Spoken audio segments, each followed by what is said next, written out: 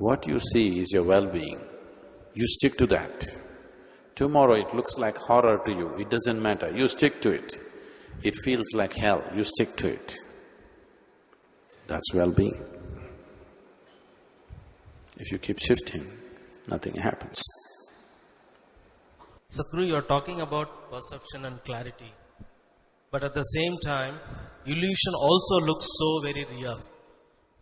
Now, where is that fine line between illusion and perception? Because when I see it, both are of the mind. Now, how do I really rationalize between, okay, I am in an illusory state or I am in perfect clarity? Because when I am in that state of clarity also, how is it that whatever has been recorded or whatever that I have gone through is what is reacting to the situation? So how do I really make that distinction at any given moment? So now you are asking for trouble. So you're talking about the fine line between illusion and perception. There is no fine line. It is all one big illusion. By the time you know it, life has passed by. But you don't have to worry, because passing by is also an illusion. Nothing passes by. So if everything is illusion, isn't enlightenment one big illusion? In a way it is. In a way it is. That's why I've been talking not about knowing, but about ignorance.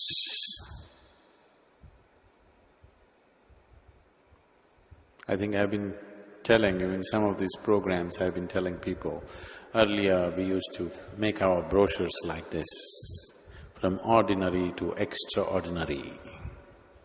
Do this yoga and you will move from ordinary to extraordinary. People thought they are going to become very special.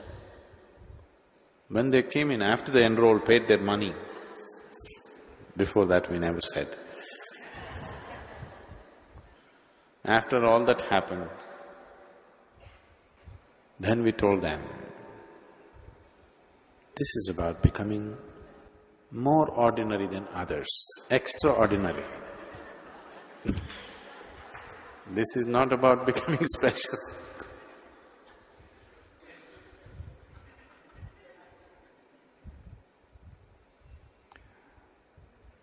The enlightened club, the club of the enlightened ones, is a place where there is no such thing as illusion and perception, where everything is illusion. I have 24 fingers, can you see? Why? Can you see or no? No? What can I do? That's ignorance, lack of perception. This is lack of perception. You don't see my 24 fingers. You missed it. Now, you tell me, is number 10 a less of an illusion than number 1?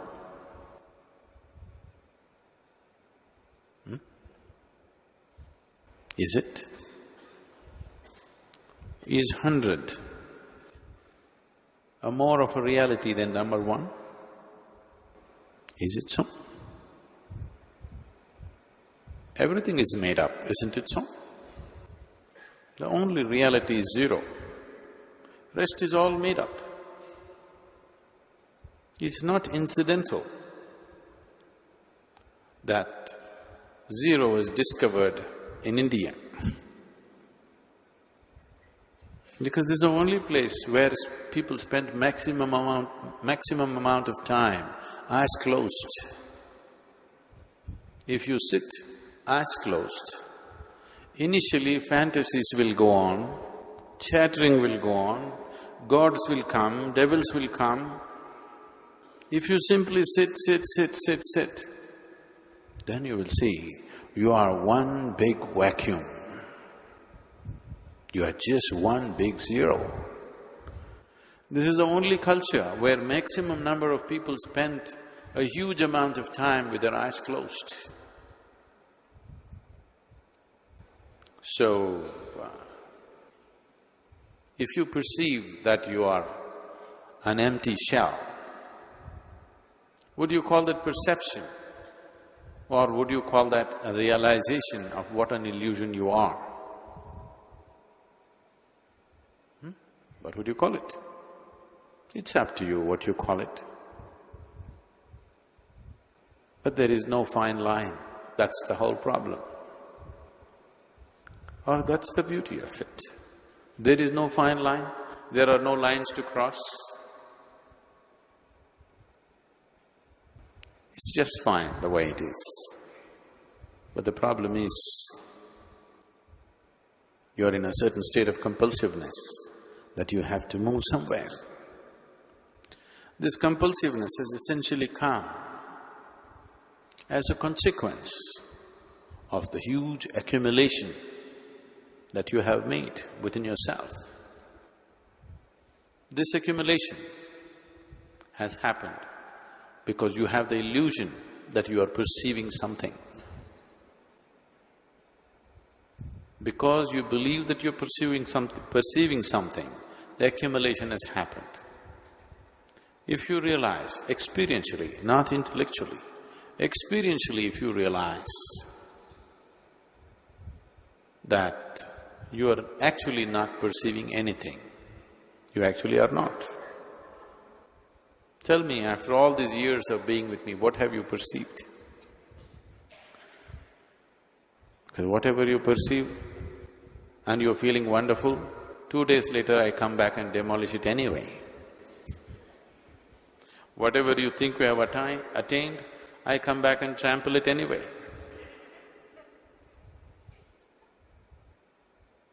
So what have you perceived in these many years? Slowly, you are beginning to make yourself comfortable in your ignorance. That's good. Because that's the only place you can be. And that's not some kind of damnation. That is the beauty and the mystery of life. If you become a total illusion. You are right now, but you don't know, you think you are something. Why? In so many ways we told this to you, in the Isha Yoga itself. We told you are nothing, but you said, I am a cobbler. I said, okay. Didn't we tell you you're nothing? In the introduction itself I told you that you're actually nothing. But then you said, no, I am a doctor, I am an engineer, I am this. I said, all right, let's play the game for some time. When we say you're a nothing, does it mean… can nothing be perceived or is it an illusion? Nothingness means non-existence. That means you're an illusion yourself. You're a make-believe happening. But when you say the illusion looks real, only illusion looks real. What else can? If you go to a cinema, don't you see people on the cinema screen, though they are only two-dimensional? All the great heroes that you have seen and you may have joined the fan club, whether you are Rajinikanth club or Robert Redford club or whatever, all that you saw of them was just flat on the screen. They were not even three-dimensional, isn't it? Just a little bit of light playing, if you raised your hand a little bit, your hand would be there instead of his face. Isn't it so? Did you ever try that? Did you interrupt? You must do these things. If you raised your hand, the great hero's face would be gone and your hand would be there, isn't it?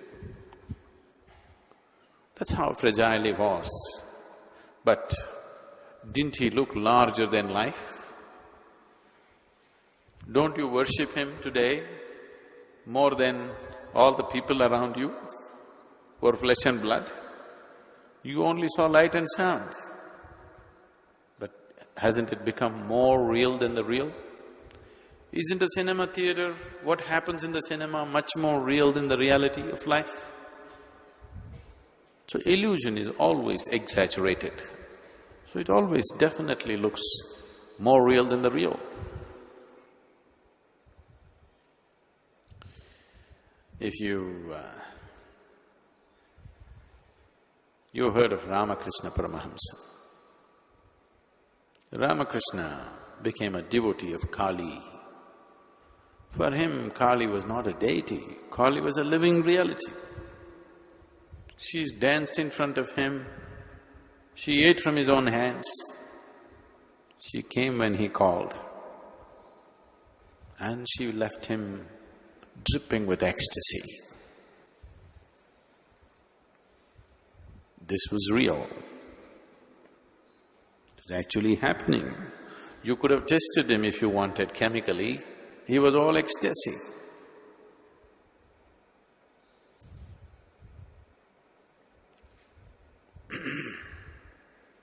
One day, he was sitting on the banks of Ganga, the Hooghly river, and a very great yogi, a rare yogi, very few like that have ever happened. Totapuri came this way because though Ramakrishna's body, mind and emotion was dripping with ecstasy, his being was longing to go beyond this ecstasy. Because somewhere there is an awareness that itself is a bondage. When I tell people simple things about their lives, when I say everybody has the choice right now to be either this way or that way, people say, that's easy for you, Sadhguru, you are aware. Tell me, who is not aware? Please look at yourself and see. Even in an extreme moment of emotion or anger, there is a spot of awareness even in you, isn't it so? Isn't it there? If it is not there, that means you've become pathologically ill. Otherwise, even in the most extreme moments of emotion within you, there is one dot of awareness. It is just that you are empowering the emotion because you have an investment there. You are not empowering the awareness, that's all. Have you ever had a situation in your life, there was not even a spot of awareness in you? It was always there. It is just that you did not invest on that. You're betting on the wrong horse. You're betting on the horse that you're used to, a known horse. So, because of your friendship with your anger, friendship with your love, friendship with pleasure, friendship with whatever sweet emotions that can happen within you, you're investing on that. You are not investing on that tiny spot of awareness which has always been there with you. There is nobody who has not been aware, there is nobody who is not aware. It is just that most people have not empowered their awareness. They have empowered something else, so accordingly life is happening. So Ramakrishna was longing somewhere But the sweetness of ecstasy that he's experiencing was too much to leave and go. This is not any different. This shouldn't be misunderstood, but this is not any different from a drunkard being addicted to his drink, a drug addict being addicted to some substance. It is not any different. The only thing that is different is alcohol and drug may be damaging the system. This may not be damaging the system because this is internal. But the addiction is same, the attachment is same, the longing for that is same. And the limitation is also same. It's beautiful. There's no question about it. So, Ramakrishna, whenever he had contact with Kali, his object of devotion, he would be dripping with ecstasy and he was fine with that. He didn't want to leave the beauty of that and move on. So when Totapuri came, this transpired between them. Totapuri said, "This is very simple. You have the necessary energy. You just have to empower your awareness. You are empowering your emotion, you are empowering your body, you are empowering the chemistry within you. You are not empowering your awareness."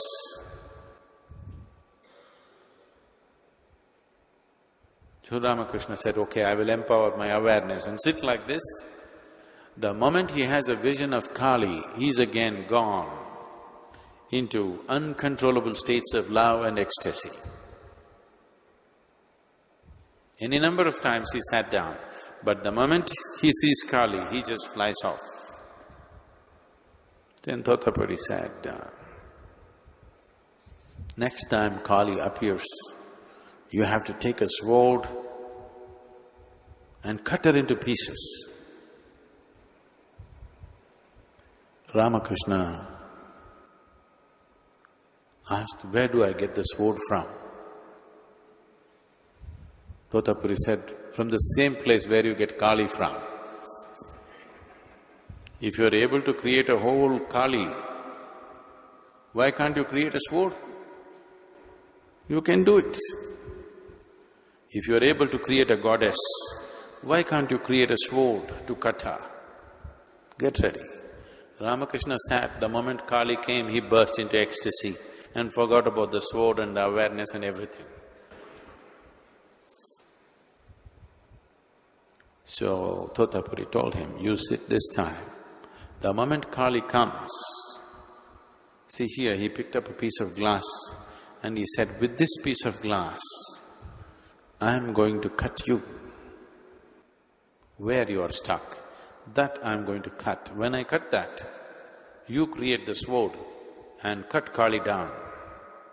So when Ramakrishna was just on the edge of ecstasy, when Kali appeared in his vision, Totapuri took a piece of glass and cut him really deep across his forehead. Then Ramakrishna created the sword and cut Kali down. And he became free from the mother and the ecstasy of feeding off her. And that's when he truly became a Paramahamsa. Till then, he was a lover, he was a devotee, he was a child to the mother goddess that he created. So, insects are getting closer to me than anybody. Who knows who he is? You don't know.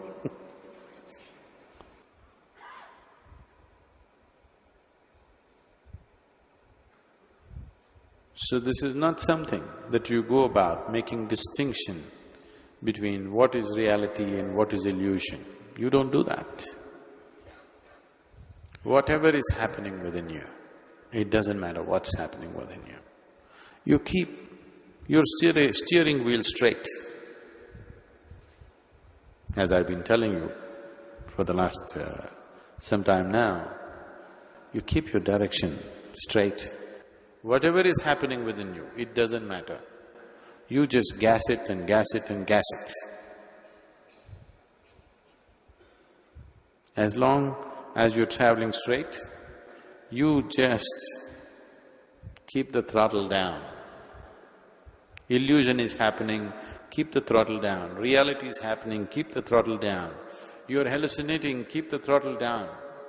Don't let go of the gas pedal. Just down and down and down, that's all. That's your business. Rest I will take care. Your business is to put your right foot down, not the other one. Just the right foot down all the time. See, left foot up, right foot down. If you put this down, this may touch the brakes or the clutch. Then you will simply rev in the same place, you won't go anywhere. All the time, a leaden foot down, whatever is happening. Illusion is happening, gas it. Reality is happening, gas it. God is happening, gas it. Devil is happening, gas it. You have to break through all of that. You don't think, okay, this is reality, let me settle down here, this is illusion, let me discard this. No. You just gas your way through all that. It doesn't matter. You don't try to decipher what is illusion, what is reality. The moment you try to do that, it'll become endless intellectual circus.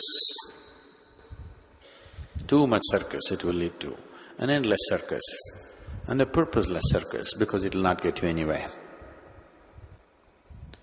It will make you look smart among people, but existence will see you as stupid because it doesn't open its doors for you. It doesn't matter how smart you are with people, how smart you are in the society. This existence will not open its doors, it will open its doors only to the smartest. And the smartest is also the dumbest, really. So shall I be dumb? You can't be dumb, just see that. If you try to be dumb, you're trying to be smart, isn't it? Do you see this? Do you see you can't try to be stupid? If you're acting stupid, that means you're trying to be smart, isn't it so? You're being super smart.